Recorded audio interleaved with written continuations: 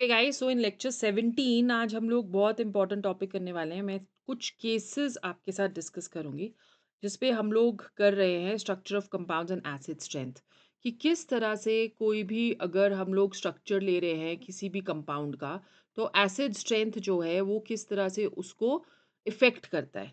Okay, so this is what we have today. Let's go on to various cases over here. We are moving on to case 1। So case 1 में हम लोग phenyl ring ले रहे हैं और phenyl ring में हम लोग कुछ सब्स्टिट्यूएंट ग्रुप्स ले रहे हैं which are going to show hyperconjugation. तो एसिडिक स्ट्रेंथ डिपेंड करेगी on the stability of the resulting carbon anion. ठीक है, so this is based on hyperconjugation. So we're taking over here the first compound, which is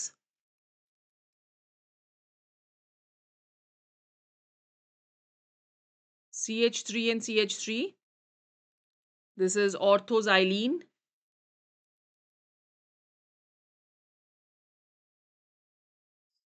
और इसका जो A9 बनेगा on the loss of one hydrogen or on the loss of a proton is going to be this.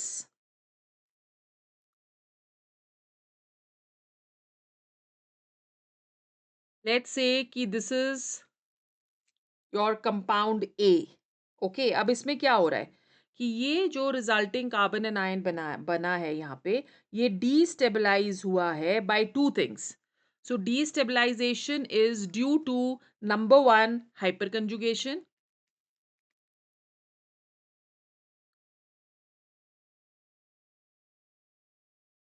And number two due to plus I effect. जो plus I effect है इसमें, that is going to be the greatest. So these are the two things which we have to see while we are studying case 1. So case 1 is orthoxylene. This is the anion which is formed on the loss of a proton, and this anion is destabilized due to hyperconjugation and plus I effect. ठीक है, अब उसके बाद हम लोग second इसी में ले रहे हैं. We are changing the position, so हम लोग ले रहे हैं metaxylene. Metaxylene is CH3 and CH3. On loss of a proton, इसका जो anion बनेगा,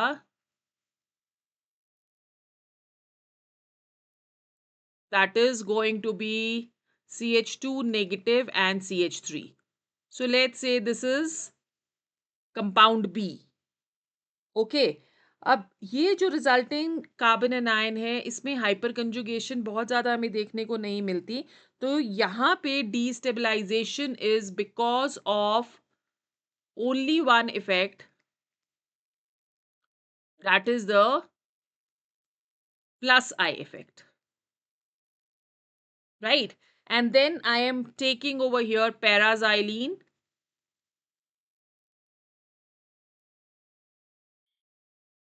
Paraxylene on loss of a proton is again going to give us the resulting carbon anion. So we have CH2 negative and we have CH3 over here. ये जो resulting carbon ion है ये is again destabilized by hyperconjugation and plus I effect. Although plus I effect जो है यहाँ पे है minimum. So this has the minimum plus I effect, and hyperconjugation भी एक रोल प्ले कर रहा है for the destabilization. So let's say this is C. Then we are moving on to another compound which is just toluene.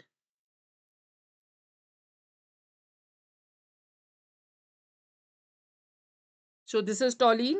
ठीक है, इसका जो carbon anion बनेगा, that is CH2 negative. So resulting carbon ion जो यहां बन रहा है, this is a stabilised carbon anion. Let's say this is D. So going back to A हम लोग क्या बोल रहे हैं? Destabilized because of hyperconjugation, और यहाँ पे जो प्लस आई इफेक्ट है दैट इज मैक्सिमम. ठीक है. फिर B हम लोग क्या बोल रहे हैं? B is again destabilization is due to only plus I effect. C में destabilization is due to plus I and hyperconjugation both, but ये minimum है. ओके. और सब्सटीट्यूटेड ये जो स्टेबलाइज्ड है इन केस ऑफ टॉलिन, ये मैक्सिमम स्टेबलाइज्ड है. तो अगर हम लोग ऑर्डर ऑफ एसिडिक स्ट्रेंथ इसमें आपको क्वेश्चन पूछा हुआ है, तो D is going to be most acidic because it can lose a proton and get a stabilized carbon anion. फिर उसके बाद आएगा बी, उसके बाद आएगा सी, और उसके बाद आएगा A. So I hope this has helped you to understand कि किस तरह से इस तरह के क्वेश्चंस आपने करने हैं. नाउ डेफिनेटली जितना स्टेबल कंजुगेट बेस होगा उतनी ही ज्यादा एसिडिक स्ट्रेंथ होती है. तो डी जो है that is the most stable base. If you want to see B once again, तो बी ये है, क्योंकि इसमें destabilization is only due to one effect which is the plus I effect. Okay. और फिर उसके बाद हमारे पास क्या आ गया? सी, क्योंकि यहाँ पे भी डिस्टेबलाइजेशन हो रही है बट प्लस आई इफेक्ट जो है वो मिनिमम है. And when we are moving on to A is going to be least acidic क्योंकि destabilization is due to hyperconjugation and plus I effect both, और plus I effect इसमें क्या है? Maximum. All right. Now let's say कि हम लोगों ने suppose phenol लेते हैं in a similar case we are considering over here phenol. So phenol जब हम लोग लेंगे, और आपको क्वेश्चन इस तरह से दिया हुआ है कि एक दिया है आपको फिनोल, एक दिया है आपको orthocresol. So same in a similar manner you going to also handle this question. एक हमें दिया हुआ है metacresol,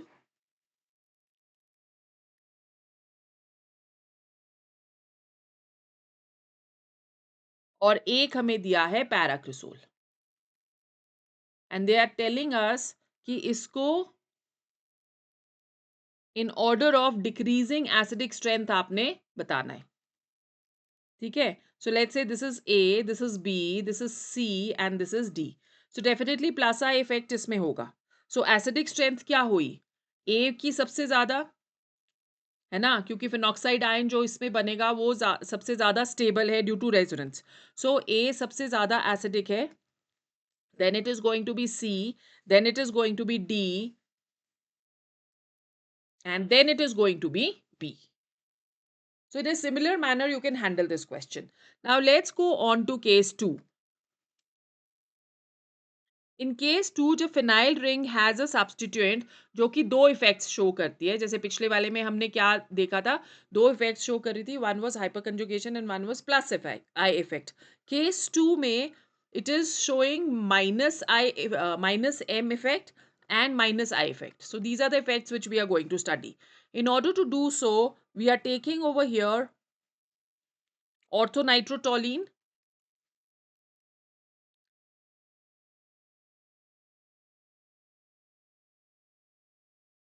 So this is orthonitrotoluene. ठीक है. इसका जो कार्बन अनायन बनेगा that is going to be NO2 and CH2 negative. ठीक है. And this is stabilized by minus R और माइनस M ऑफ NO2. अब ये डीस्टेबलाइज नहीं है, ये क्या है? स्टेबलाइज्ड. ठीक है. So let's say this is A.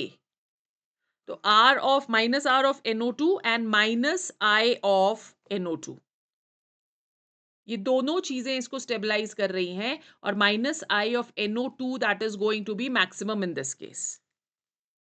ठीक है. Then we are going on to the second one, B.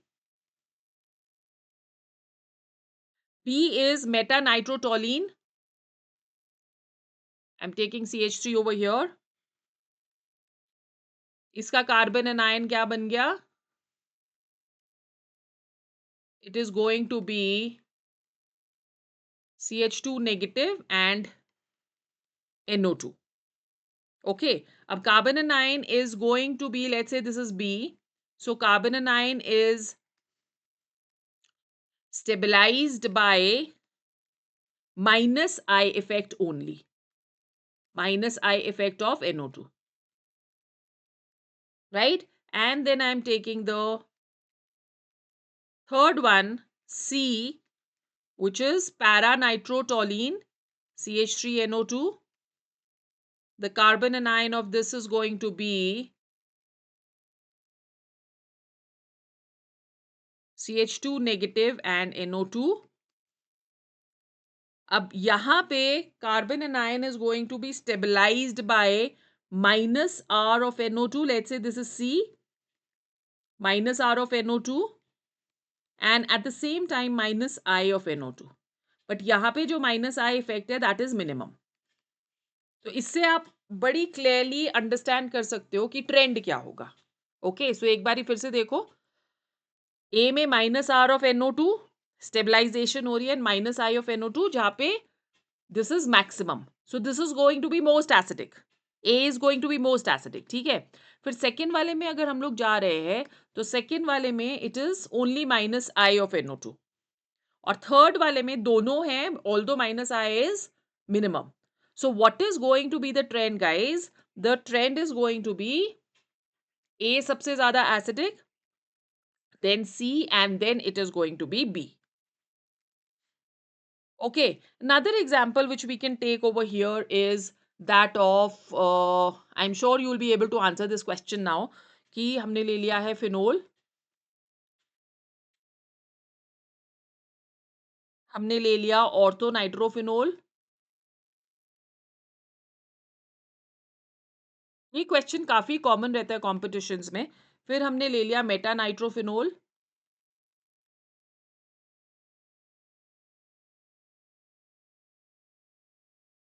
and then we are taking para-nitrophenol.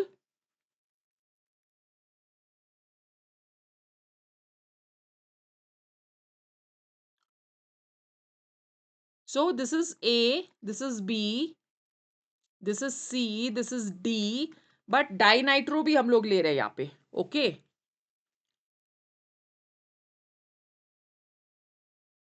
so we have OH, NO2. There are two nitros present in this compound, one at the ortho position and one at the para position. So ये आ गया हमारे पास E, and we have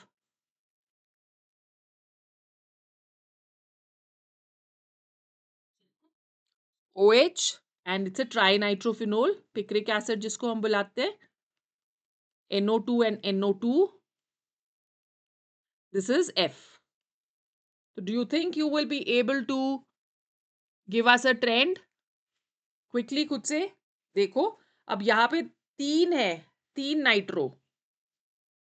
so order ये सबसे ज्यादा stable हमको carbon anion देगा.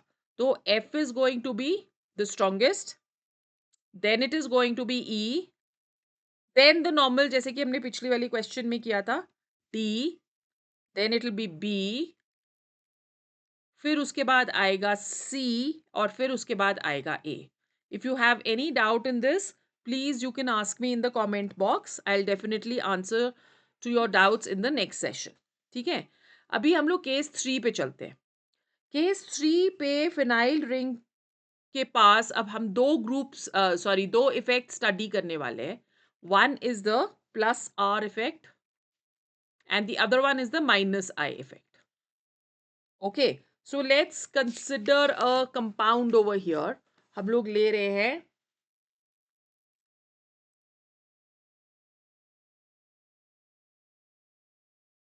the substituent as the methoxide. So we have CH3 and we have OCH3. This is A. इसका जो कार्बन एनायन बनेगा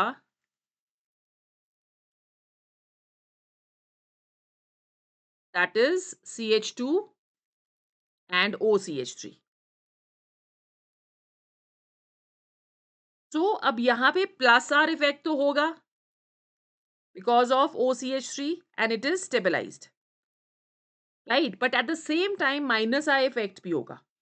So the net effect is going to be the destabilization, right? So this is, let's say this is जो anion यहाँ पे बन रहा है, this is going to be A. तो दो इफेक्ट्स हो गए. एक हमारे पास आ गया plus R effect. Plus R effect इसको कर रहा है स्टेबलाइज. और प्लस आर इफेक्ट किसका है? OCH3 का. और फिर हमारे पास है minus I effect of OCH3. Minus I effect जो है that is maximum and this is going to destabilise.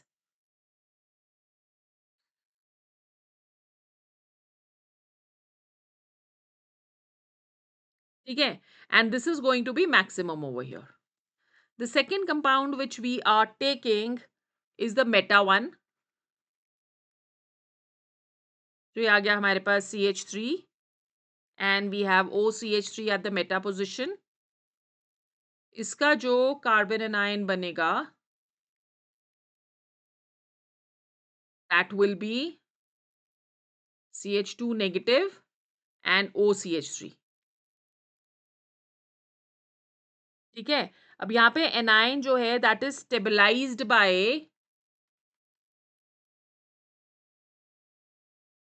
only one effect which is a minus I effect. Minus I effect of OCH3. ठीक है, then we have the para. Let's say this is B.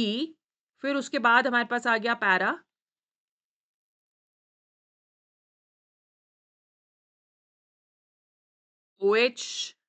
CH3 and OCH3.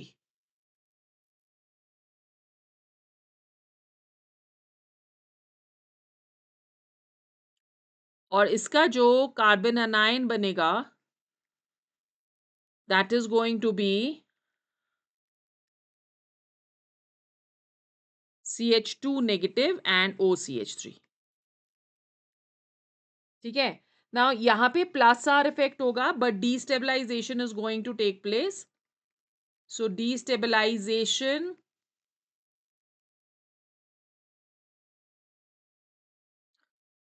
by plus R effect and stabilized by minus I effect. दोनों effect OCH3 के हो रहे हैं, please remember this.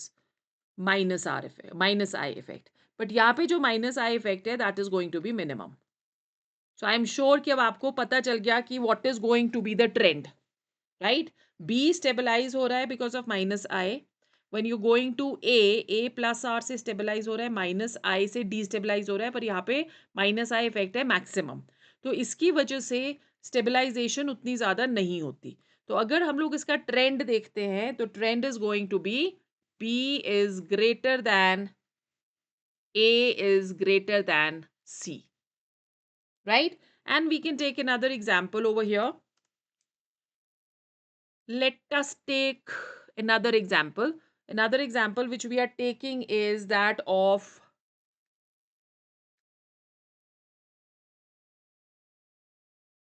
OH and OCH3. This is A. And then we have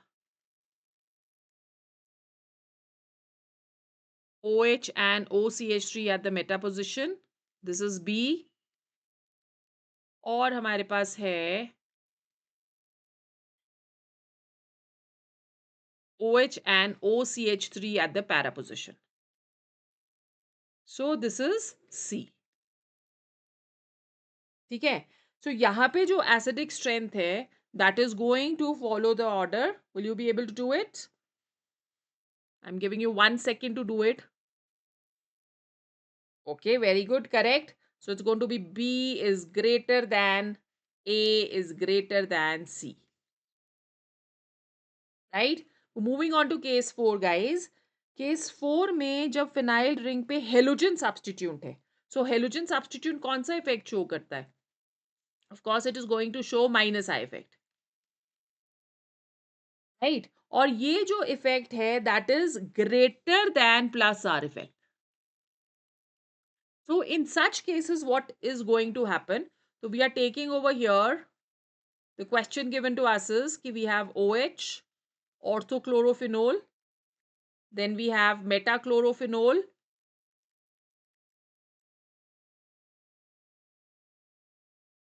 and we have parachlorophenol. Okay, अब इसमें आपको बताना है कि what is going to be the trend. So orthochlorophenol जो है that is going to be most acidic, then it is meta, and then it is going to be para. So यहाँ पे माइनस आई इफेक्ट मैक्सिमम है इसमें. आया समझ? Maximum ortho isomer में है और मिनिमम माइनस आई इफेक्ट किस में है? In the para. ठीक है. नेक्स्ट वाली क्लास में मैं आपके साथ टेबल्स करूंगी टू गिव अस कि कौन सा इफेक्ट सब्स्टिट्यूएंट में हो रहा है और किस तरह से वो एसिडिक स्ट्रेंथ को इफेक्ट करता है. So just stay tuned, and guys if you liking the videos please share it, subscribe to the channel for the whole series of organic chemistry, basic to advanced, and keep watching.